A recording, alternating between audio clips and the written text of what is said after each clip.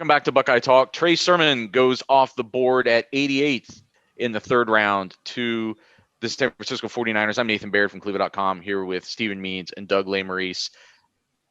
A little bit of a surprise for me. I wasn't sure that he would jump up this high in the draft, but obviously San Francisco is trying to remake some things on offense. They took Trey Lance, traded up to get the quarterback from North Dakota State with the third overall pick. They're just trying to find some more explosiveness on offense. And if Trey Sermon plays the way he did in the Big Ten championship game against Clemson in the playoff semifinal, if he can take that explosiveness that he played with with him to the NFL, obviously a much harder landscape, but if he can take that approach and somehow transfer it up to the NFL, this is a good pick for the 49ers. If he plays the way he did, he looks the way he did in the first 4 games of the season for Ohio State, this is going to be a regretted pick, I think, for the San Francisco 49ers. I have no idea how to gauge this pick at all, because I think we talked about when we were discussing where we thought Trey Sermon would go, and is Trey Sermon the 4th best running back, even if there is a large drop-off in between what number 3 is and number 4 is, or is he not? I mean, that question got answered. Yeah, he's the 4th best running back just based off where they were picked. But I don't know if the 49ers personnel know well enough to know this, but I don't know if this is what they needed, was a Trey Sermon type of running back. But I don't know how to gauge this one, because it could be this, as we joked around, it could be weeks 1 through 8. We're going, why did you pick Trey Sermon with that 4th round pick?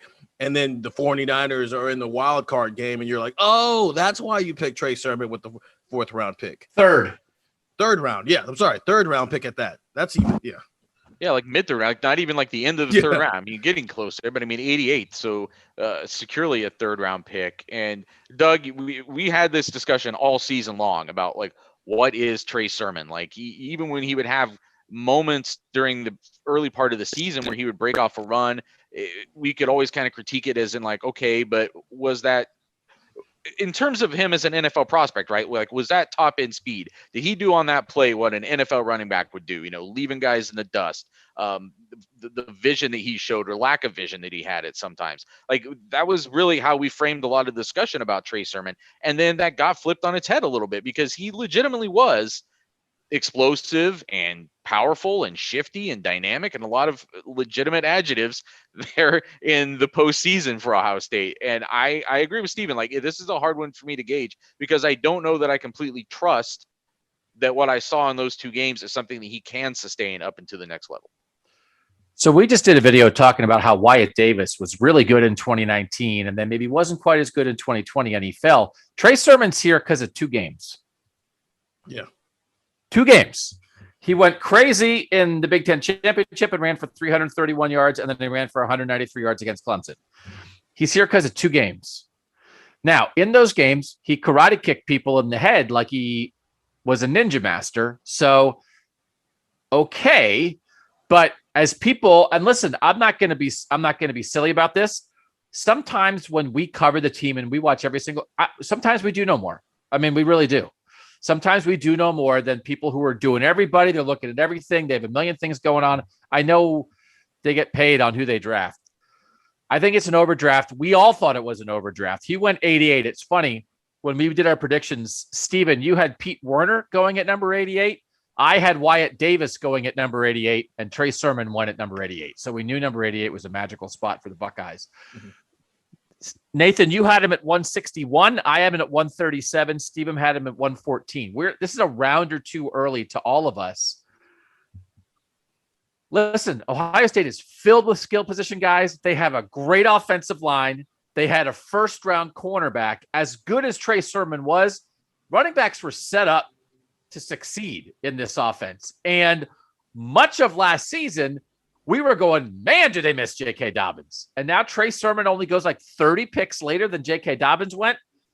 They're throwing him into a big mash of running backs in San Francisco. I don't know that they expect him to be the answer. They have a bunch of dudes there. I think maybe he'll be another dude there. I mean, if you get the karate kick guy, there are analysts on Twitter. There are draft analysts right now saying he's going to run for 1,200 yards as a rookie in San Francisco. There are people who think it's a great pick. That if you are going by 2 games of upside, and I thought some of his stats at Oklahoma were a little fluffy. Second halves against Big 12 defenses. If you're going on the upside he showed in 2 games, it didn't feel like he was that guy the whole season. And that's like, you're going to get the 300-yard guy. That's who you're getting. Like the best he's ever been in his life against a very good Northwestern defense.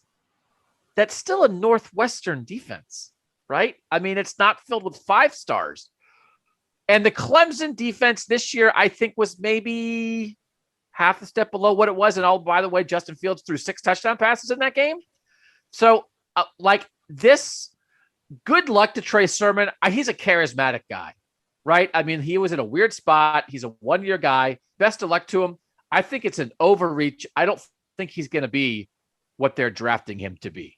You can say Northwestern was just a Northwestern defense, and here's why. Yes, they were one of the best defenses in the country, but that whole game, they were more worried about Justin Fields' arm, even when he was throwing picks and throwing to everywhere but his receivers, than they were Trey Sermon, which is why he ran for 300-plus yards, because they just refused to stop the run ever.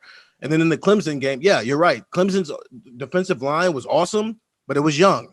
All those guys were freshmen and sophomores. So, yes, Trey Sermon gets the chance to do that type of stuff. So, yeah, complete overdraft. I mean, if you're going to tell me that Trey Sermon's going to have a game next year in the middle of the season where he has 175 yards in it, I'll believe it.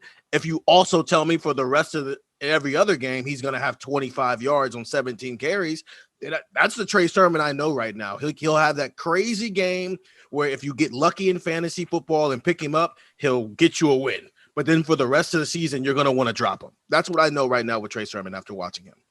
One of the reasons I think we all kind of trended low on our predictions for him was just because of the way running backs are drafted now in the NFL.